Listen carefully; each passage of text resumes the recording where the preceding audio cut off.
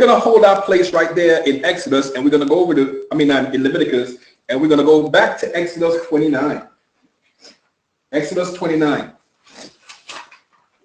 Exodus 29.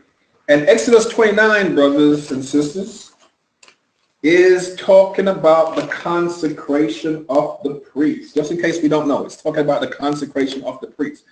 Of course, Moshe set this up in a particular manner, but there are things that he set up. That's the pattern of heaven, which if you know these symbols, you know exactly what he's saying, what he's doing. Okay? Because that which is above, he has to bring below. This is what Yahshua taught his apostles. Whatever you declare to be in earth, make sure it's actually what is already moving in heaven.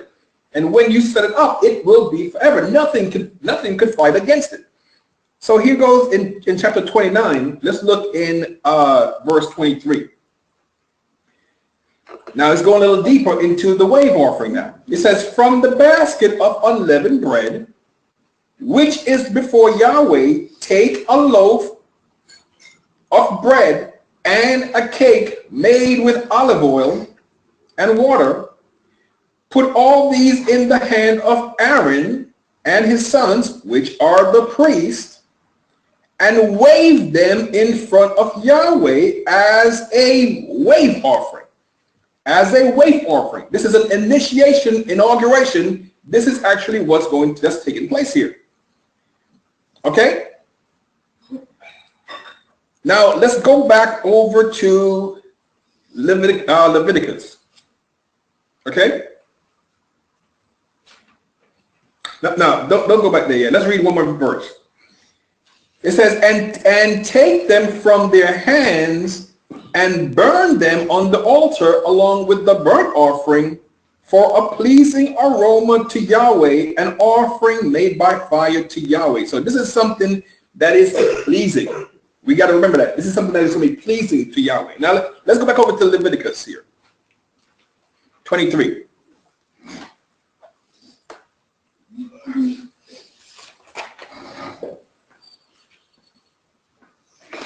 Okay, let's go to verse 14.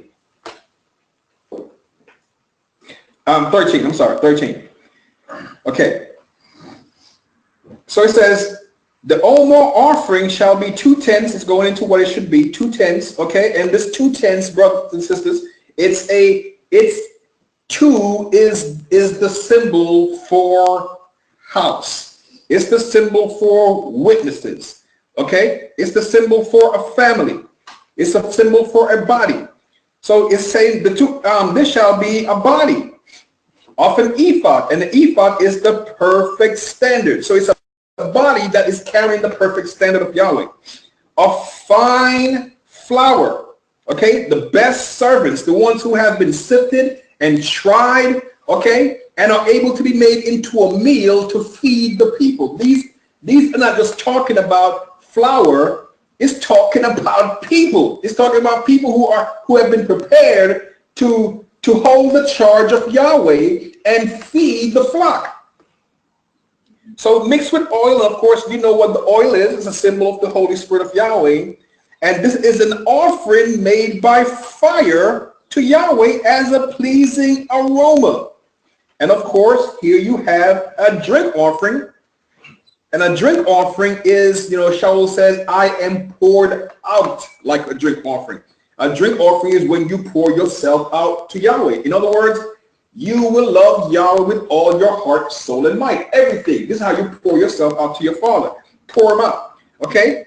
1/4 of a hin. And of course, you guys know that 1/4 is the doorway. This is why Moshe stood at the door. Okay? This is a gateway to the kingdom of heaven. Well, who is the door? Yahshua says, I am the way. And when you do these things, this is how you connect with the one who is going to show you the way. Okay? Now we move on here to verse 14. And it says, and you shall eat neither bread or parched corn, nor fresh green ears until the very day you have brought the Omer offering to Yahweh. This is what you're going to wave. This is actually what you bring forth to wave, to initiate. And this is not just a grain. This is a people. This shall be a statute forever throughout your generations in all your dwellings.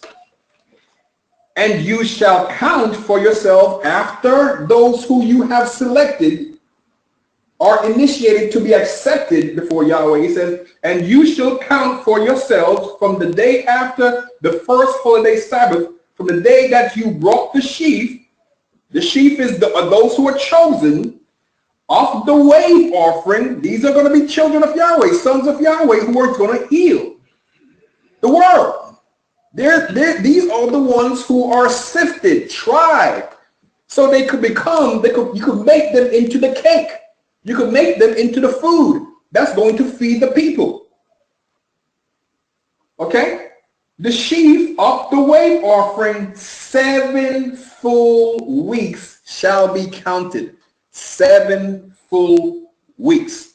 Now here we go.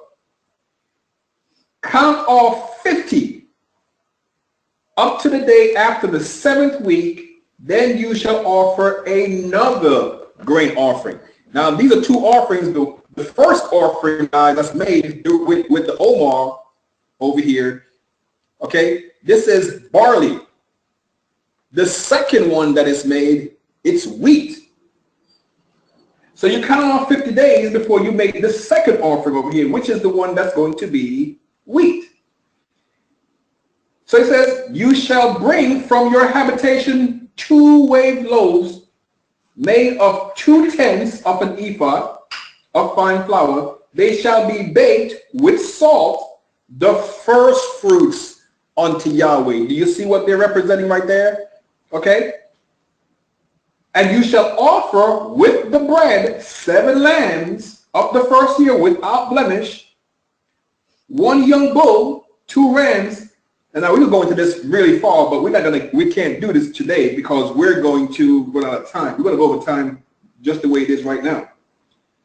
They shall be burnt offerings to Yahweh, and their grain offering and the drink offering, an offering made by fire for something that's going to be pleasing to Yahweh. But this is actually what you and I have to bring forth as a living sacrifice, as an example. We don't need to worry about the grain and a bull and killing an animal. Brother, Yahweh is looking for living sacrifices. These are talking about things that you're going to develop within yourselves, and you're going to be an example to the world. This is what he's talking about here. And this is going to be what is actually pleasing to Yahweh. Because Yahweh is not pleased with the other sacrifices. You know, that's nothing to him. He tells you he don't desire that. But he desires that you become a particular way. You put off the old man and you put on the new man that is being created through his spirit, through the same olive oil, through you putting certain things down and you walking in that way to become a son of Yahweh. This is actually what he's talking about. Okay, in verse 19. And it says, and you shall kill 1 kid of the goat as a sin offering, and 2 male lamb of the first year as a sacrifice of peace. Now, this is not talking about just killing a lamb. Okay? This is actually talking about how you receive peace. And these are certain things that we have to come to the place. We have to put certain things down in our lives and grow in a particular place, in a particular way. This is actually what it's talking about. He says in verse 20, the priest shall wave them with the bread of the first fruit as a wave offering in front of Yahweh with the 2 lambs. They shall be holy to Yahweh for the priest. Now, as we look in this, we're seeing that there's a lot of waving that Yahweh is doing here. Now, let's go back over to Exodus now. Exodus 29. Exodus 29. This is a wave offering to be accepted on the behalf of the one who is going to be accepted by Yahweh to be someone who is going to be a son. Exodus 29. Let's look at verse 30. It says, the son who succeeds him as high priest and comes to the tent of meetings to minister in the holy place is to wear them 7 days. Now let me see if I missed something here. Okay, let's continue here. Take the ram of the consecration and boil its meat in a holy place. At the entrance to the tent of meetings, Aaron and his sons are to eat the meat of the ram and the unleavened bread that is in the basket. Now, notice where they're eating this now. Notice where they're eating this. It says, the sons who succeed him as high priest and comes to the tent of meetings to minister in the holy place is to wear them 7 days. Take the ram of the consecration and boil its meat in a holy place. At the entrance of the tabernacle of meeting, Aaron and his sons, now this entrance is a gateway. They are to eat the meat of the ram and the unleavened bread that is in the basket. They are to eat these things with which the atonement was made. Notice what they're going to be doing here: to consecrate and to sanctify them. But a stranger shall not eat these, because these are holy. This is the consecration. Okay, a stranger should not eat this. Now, we go to 34 now. If any of the meat of the consecration, now these are things that you got to partake of. These are things that you have to partake of. If any of the meat of the consecration or of the unleavened bread remains until morning, then you shall burn the remainder with fire. It shall not be then eaten, because it is holy. Do for Aaron and his sons everything I command you. Notice what it says: taking 7 days to consecrate and ordain them. Taking 7 days to consecrate and ordain them. Now, the thing about it, the way this is read, is letting you think it's only taking 7 days. But there's a lot of things that they're going through here, and 7 days is actually not what it's taking. It's taking 7 days for them to stand before Yahweh, but it's taking 40 days from the day after the first holy day Sabbath, 40 days later for them to come to a particular point. Then they're going to go into 7 days in order for their ordination to be completed. And after that, 3 days for the Spirit of Yahweh to come upon them. In verse 36 here, it says, sacrifice a bull each day as a sin offering to make atonement. You shall cleanse and purify the altar when you make atonement for it, and you shall anoint it to sanctify and consecrate it. Okay, let's move on here a little bit. Okay, we're going to go over to Leviticus 8. Okay, be consecrated 7 days. Let's go over to Leviticus 8. Leviticus 8, guys, is also telling us about the consecration of the priest. But each one gives us a little bit more of something. Okay, so over here in Leviticus 8, let's look at verse 1.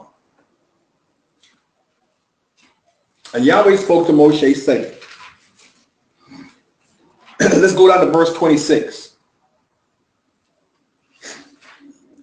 And from the basket of unleavened bread,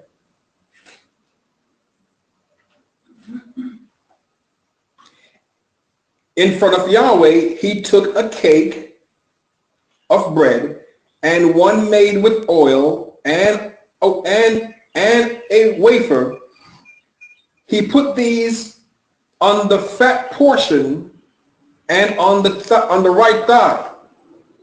He put all these in Aaron and his son's hands and waved them as a wave offering in front of Yahweh. This is just a wave offering. Wave offering is something that you're putting before Yahweh in order for Yahweh to notice this thing, but you have to prepare the wave offering. The wave offering is not just automatically taken. Something has to be done. Okay, so in verse 28 now. Then Moshe took them from their hands, Aaron and his son's hands, and burned them on the altar, placing them on the burnt offerings. They are consecration offerings for a pleasing aroma, an offering made by fire to Yahweh.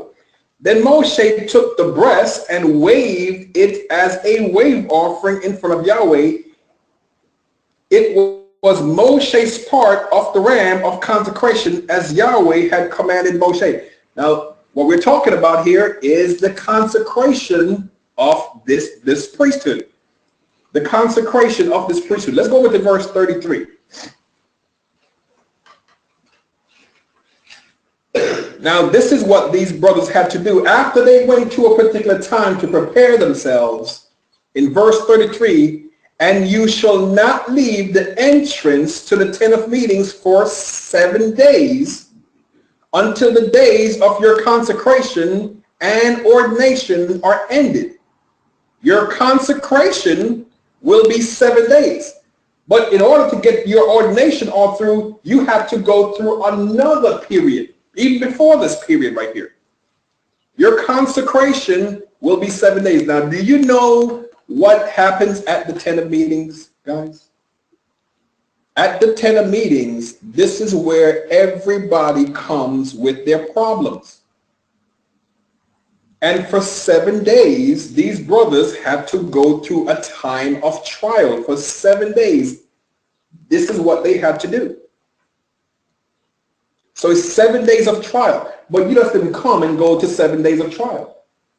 No. All those sacrifices and the waving, all those things that was being done, if we go and we start looking at these symbols, you see these are things that you have to, characteristics that have to be built in the individual, okay? Love, compassion, mercy, all these things that this individual had to take on over a particular period of time, which is 40 days. 40 days, you could put down one habit and bring in another habit. And then after they were at a particular place, just like Moshe went up into the mountain and Yahshua went into the mountain, into the wilderness or mountain, whatever you want to call it, it's not a big difference there. This was what they were doing also. They were consecrating themselves, and after their 40 days, they were also tested because they were at a gateway. And they were tested at this gateway. Therefore, you must stay at the entrance of the tent of meetings day and night for 7 days and keep the charge of Yahweh so that you may not die. This is verse 35.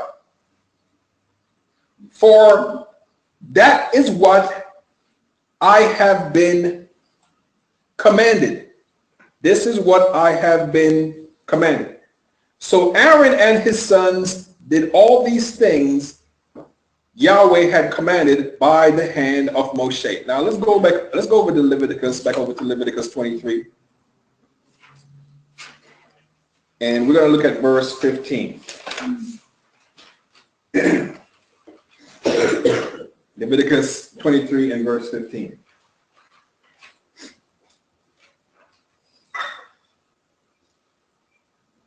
It says, and you shall count for yourselves from the day after the first holiday Sabbath, from the day that you brought the sheaf of the wave offering 7 full weeks. We just got done looking at that. That shall be completed. Count off 50 up until the day after the 7th week. Then you shall offer a new grain offering to Yahweh. You shall bring from your habitation 2 wave loaves made from 2/10 of an ephah. Okay, and this 2/10 of an ephah is the body. It's the witness. It's the family. It is the house. Of an ephah of fine flour. They shall be baked with salt. What does salt do? Salt is a preserver. You are the salt of the earth. That's why Yahshua said that to his apostles. You are the salt of the earth. And so he said, if you lose your saltiness, you got no use. These are the first fruit to Yahweh. And you shall offer it. You shall offer with the bread 7 lambs of the first year without blemish, 1 bull and 2 rams. They shall be a burnt offering to Yahweh with their grain offering and a drink offering. And of course, these are the things that are actually pleasing to Yahweh. So what you had coming up to 50 days, you had 40 days before Yahweh. You had 7 days that you're going to go through a period of ordination. And you have another 3 days that we're going to look at here in just a little bit. Now let's go to Leviticus 9. Leviticus 9. So we just got to read in Leviticus 8. It says, let's go back a little bit to 35. It says, therefore you must stay at the entrance of the tent of meeting for 7 days. They can't leave there. Let's go to verse 9, chapter 9. It says, on the 8th day, now they just went through a 7-day period. Now this is the 8th day. Moshe summoned Aaron and his sons and the elders of Israel and said to Aaron, take for yourself a young bull as a sin offering and a ram as a burnt offering, each without blemish, and offer them in front of Yahweh. They're not on the 8th day. Is being told on the 8th day. Now, so this is something that is taking place, and this is just not sacrificing animals, but this is you bringing forth a living sacrifice also. In verse 3, then to the children of Israel you shall speak, saying, take a male goat as your sin offering, and a calf and a lamb, both of the first year without blemish, as your burnt offering. Also a bull and a ram as a peace offering to offer in front of Yahweh, and a grain offering mixed with oil, for today Yahweh will appear to you. In verse 5 it says, so they brought what Moshe commanded to the front of the tent of meetings, to this gateway. And all the congregation drew near and stood in front of Yahweh. But brethren, you just don't go before Yahweh, just like you just don't go to the gateway without something happening. Okay? Now let's go to Exodus 19. Hold your place right there in Leviticus and go to Exodus 19. Because to go before Yahweh, you have to prepare yourself always. Oh, we just don't go. Okay? We can't handle it. We just can't just go. In Exodus 19, let's look at verse 10. In verse 10, Exodus 19, verse 10. Then Yahweh said to Moshe, go to the people and set them apart today, and tomorrow let them wash their clothes 2 days, and let them be ready for the 3rd day. For the 3rd day, Yahweh is going to come down, and these folks just can't come there. There has to be a preparation first. So when it's speaking here in Leviticus, that they are to go and the people are supposed to come, they just can't come. It's a time period that they have to prepare themselves. And it's 3 days. 3 days is the number of separation. It's a period of separation that they have to come to. Okay? 3 days. Now, let's go back over to Leviticus 9. And let's look at verse 6. Then Moshe said, after everybody had been prepared, those 3 days, and everybody had come now, they had drew near and stood in front of Yahweh. Then Moshe said, this is the thing Yahweh has commanded you to do, so the glory of Yahweh may appear to you. Something can appear to you if you know what is supposed to be done. Something could literally appear to you. And Moshe said to Aaron, go to the altar, offer your sin offering and your burnt offering, and make atonement for yourself and for the people. Sacrifice the offering that is for the people, and make atonement for them as Yahweh has commanded them. So Aaron went to the altar and killed the calf of the sin offering for himself. Then the sons of Aaron brought the blood to him, and he dipped his finger. This word dipped right here, we can't go into this either, but this is something that we're going to look into another time. Then he dipped his finger in the blood and put it on the horns of the altar, and poured the remaining blood at the base of the altar. Let's go to verse 24. Verse 22. Okay? Then Aaron lifted up his hands towards the people and blessed them. Blessed them. He's putting something on them, guys. And having sacrificed the sin offering and the burnt offering and the peace offering, notice what he did? He stepped down. He stepped down. He didn't stay there. He stepped down. Now, let's go over to Yachanan 16. Hold your place there in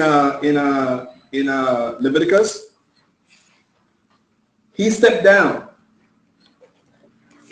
Okay, just go to Yachanan. We're not going to read it, but I just want you to go there, Yachanan 16, and we're going to hold our place right there, Yachanan 16. Okay, but we're going to read a little bit more of this other scripture here. So he stepped down. Then Moshe and Aaron went into the tent of meetings. This is the gateway. They went into this gate, this place. When they came out, they blessed the people. Then the glory of Yahweh appeared to all the people. Now, this is after the 3 days. Okay, so they were in front of the tent of meetings for 7 days. And then 3 days of the preparation. And on the third day, this is what they did, because the glory of Yahweh was going to be coming. Then it says, and fire, in verse 24, and fire came out of the presence of Yahweh and consumed the burnt offering.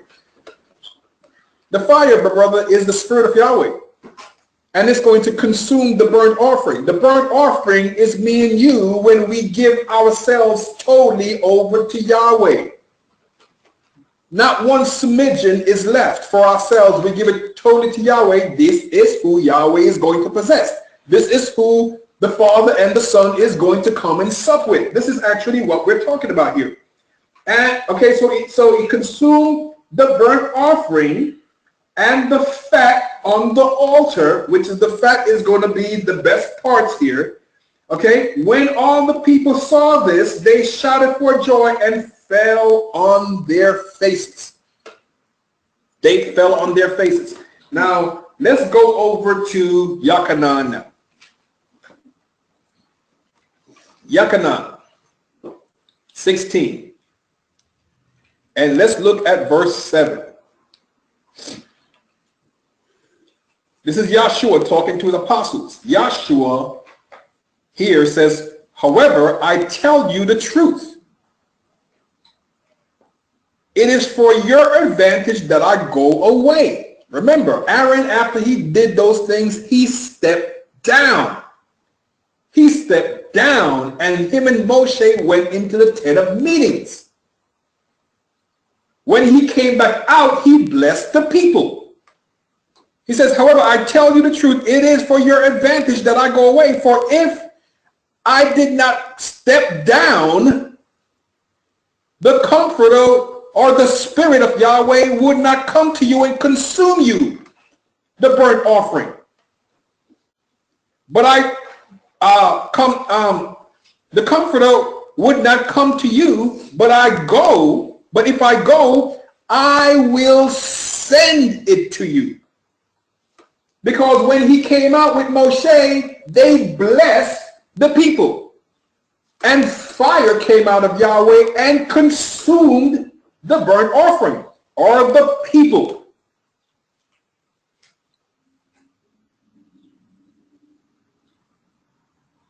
Now let's go on to verse 8 now.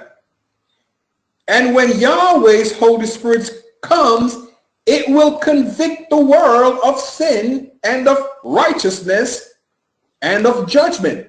This, because it's going to be dealing in your person. You're going to be a controversial person because you're not going to see the scriptures in the same way. But it's a spirit that's going to be guiding you to be seeing all these things. But sin, because men do not believe in me, even though they see Moshe, they can't tie together to Yahshua. About righteousness, because I am going to my Father where you can see me no more. And about judgment, because the prince of this world now stands condemned, but only stand condemned if you could do a job. Only if you could keep the charge. Because if you don't keep the charge, then those who you're responsible for, they become a laughing stock, because the enemy is going to cause them to become unrestrained.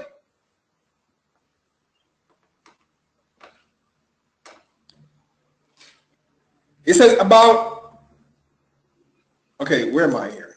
Okay, about righteousness, because I'm going to the Father where you can see me no more. About judgment, because the prince of this world now stands condemned. I still have many things to say to you, but you cannot bear them right now. Now, you think about this. These are men who grew up on the law of Moshe.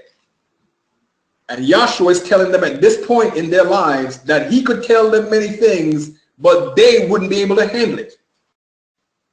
Many things, but they can't handle it. However, if the Spirit of truth comes, it will guide you into all these things that you can't handle at this moment.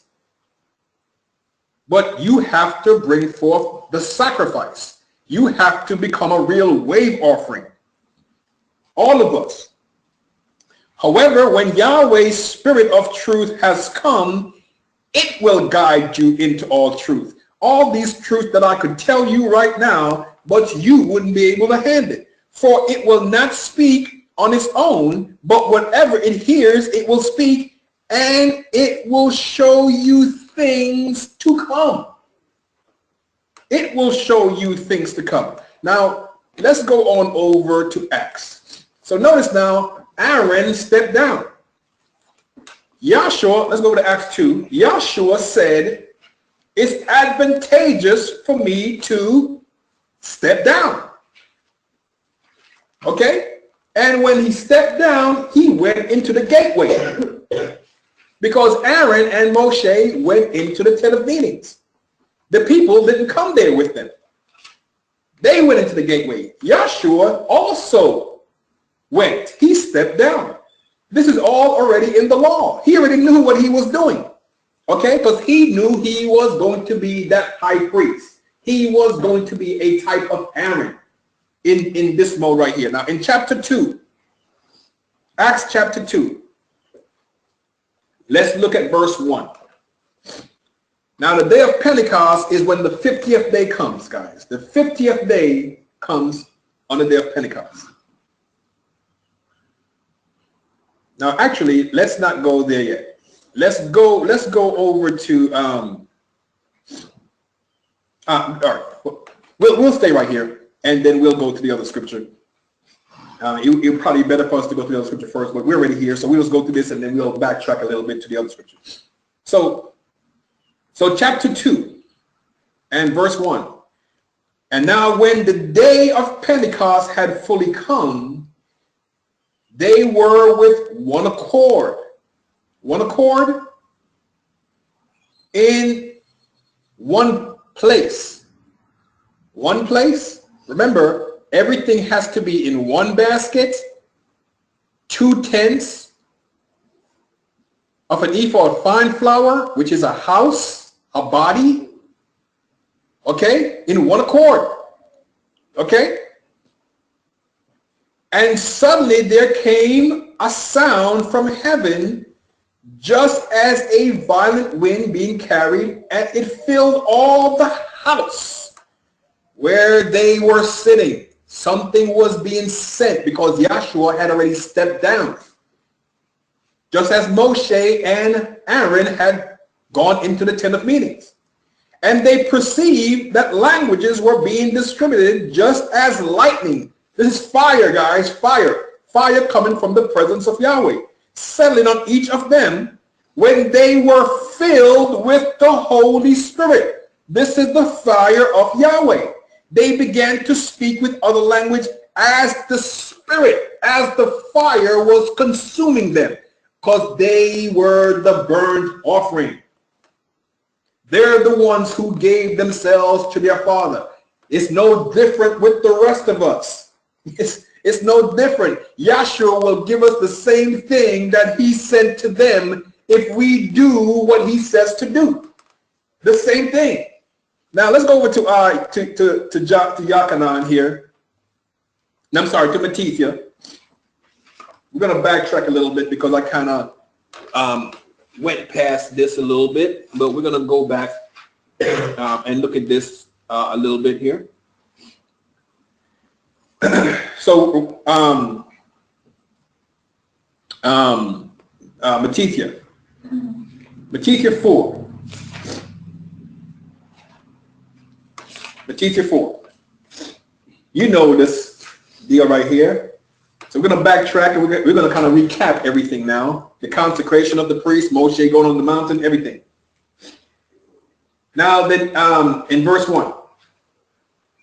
Then Yahshua was led by the Spirit into the wilderness to be tempted by the devil. And when he had fasted 40 days and 40 nights, afterwards, he was doing the same thing that Moshe was doing. He was being consecrated himself to take an office.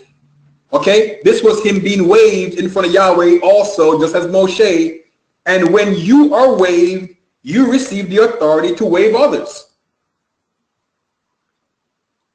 Moshe was able to wave Aaron and his sons.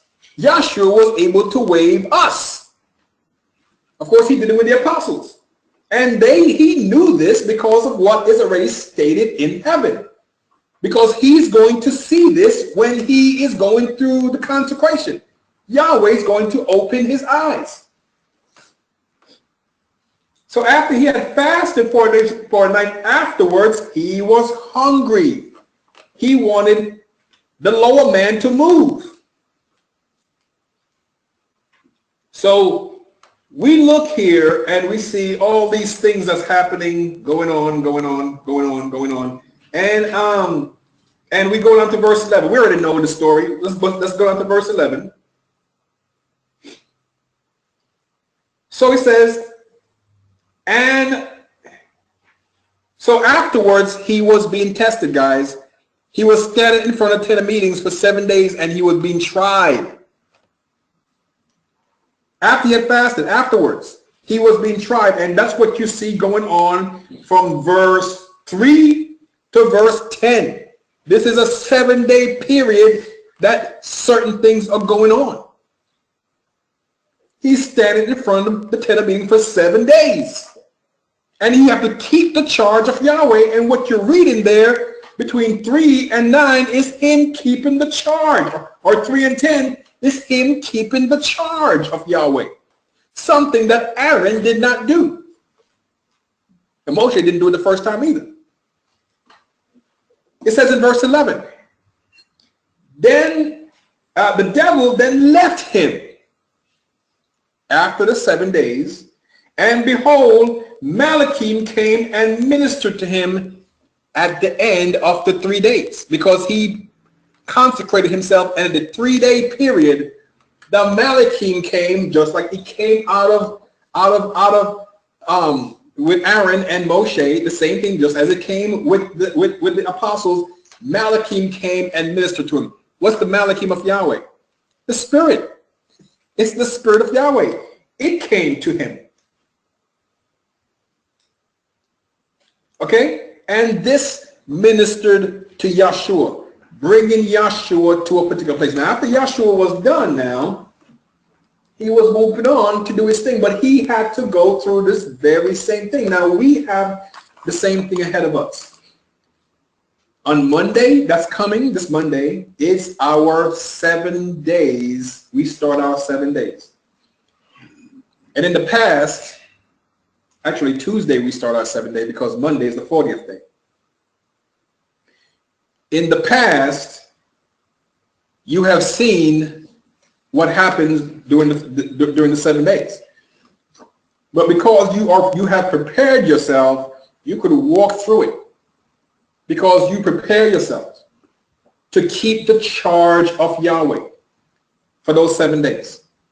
And at the end of those 7 days, you separate yourself back into whatever we're going to separate ourselves into. And at the end of those 3 days is the day of Pentecost.